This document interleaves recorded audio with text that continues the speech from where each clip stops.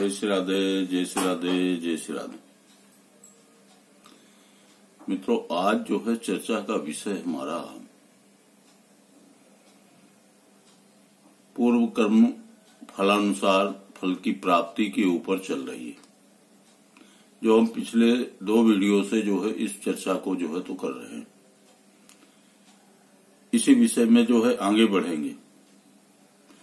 हमने जो है पितृश्राप आदि के ऊपर जो है तो चर्चा कर ली है, मातृश्राप के ऊपर चर्चा कर ली है। आज हम जो है भ्रातृश्राप की चर्चा करेंगे।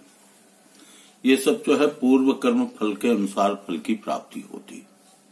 और जब हम भ्रातृश्राप की चर्चा करेंगे, श्राप भाव आपको पता ही है कि कौन सा होता है, पंचम भाव होता है। और जब हम भ्रातृश्राप की चर्चा करेंगे तो भ्रातृभाव का अधिपति, भ्रातृभाव का कारक, लग्नेश, पंचमेश तथा कारक, इनकी चर्चा होगी। और इनके जो है पाप प्रभाव से, इनकी पीड़ा से ही ये श्राप का जो है उदय होता है। इस विषय में जो है तो हम चर्चा करेंगे। इसे समझने की आवश्यकता है। तो आइए, पाराशर जी कहते हैं शास्त्र में कि भ्रातृ स्थानाधिपे पुत्रे कुज राहु समन्विते पुत्र लग्नेश्वरौ रंध्रे भ्रातृश्रापा सुतक्षया। भ्रातृ स्थानाधिपे अर्थात तीसरे भाव का स्वामी, कुज राहु समन्विते, मंगल और राहु से युक्त पुत्रे यदि पंचम भाव में हो और पुत्र लग्नेश्वरौ पंचम भाव का स्वामी और लग्न का स्वामी, रंध्रे यदि अष्टम भाव में हो तो भ्रातृश्रापा सुतक्षया, भाई के श्राप से संतान की हानि होगी, संतान सुख में बाधाएं आएंगी। आगे अगर हम देखते हैं तो आगे मैं एक श्लोक ही लेता हूं, आपको बोध हो कि यह जो है मैं मनमुखी नहीं कह रहा, ये शास्त्र सम्मत है, शास्त्र में उल्लिखित है, इसलिए जो है तो मैं कह रहा हूं। अन्य सभी श्लोकों को लेने में पाठ जो है तो आपका बड़ा हो जाएगा और उसमें परेशानी होगी, इसलिए जो है केवल एक ही श्लोक लेता हूं। अब हम जो है केवल भावार्थ की चर्चा करते हैं, तो अन्य श्लोकों के भावार्थ को जो है तो देखते हैं। तो अन्य श्लोकों में जो है ये कहा गया है कि लग्न पंचम में शनि और मंगल हों, तृतीय 9वें भाव में हो, भ्रातृकारक ग्रह कौन, मंगल, यह अष्टम में हो, तो भ्रातृश्रापा सुतक्षया, भाई के श्राप से संतान की हानि होगी। लग्नेश द्वादश में हो,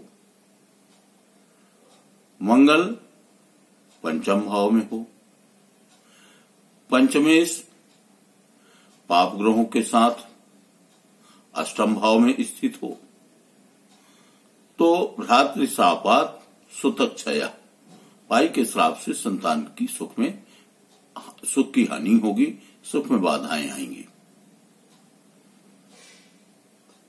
बाधा इसलिए कि इन सबका उपाय है, इन सबका साधन है, और अगर हम ये सब उपाय कर देते हैं, शांति के प्रयास करते हैं, तो हमें संतान सुख प्राप्त हो जाएगा। इसलिए जो है हम उसे पूर्णतः जो है हानि नहीं कहते, बल्कि जो है बाधा कहते। तीसरे भाव का स्वामी नीच राशि में स्थित हो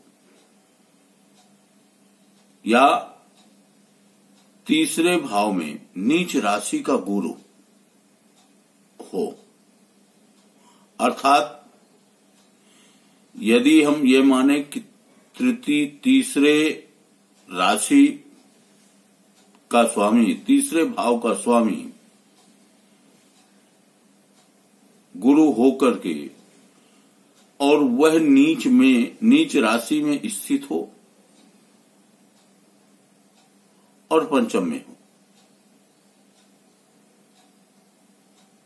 संभव नहीं।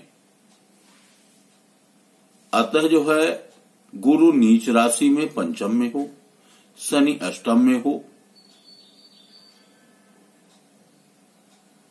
और साथ में चंद्र मंगल की भी स्थिति हो शनि के साथ अष्टम में, तो भ्रातृश्रापा सुतक क्षया, भ्रातृश्राप से संतान की हानि होगी। लग्न पंचम, ये दोनों भाव पाप ग्रहों के मध्य में हों, अर्थात पाप कर्तरी योग में हों। लग्नेश और पंचमेश त्रिक में स्थित हो तो भ्रातृश्रापा सुतक क्षया, भाई के श्राप से संतान सुख में बाधाएं आएंगी। कर्मेश तीसरे भाव में पाप ग्रहों के साथ में हो और मंगल शुभ ग्रह युत पंचम भाव में हो तो भ्रातृश्राप से जो है संतान सुख में बाधाएं आएंगी। पंचमेश यदि बुध की राशि में स्थित हो, बुध की राशि आप सबको पता ही है 3-6, अर्थात जो है मिथुन और कन्या,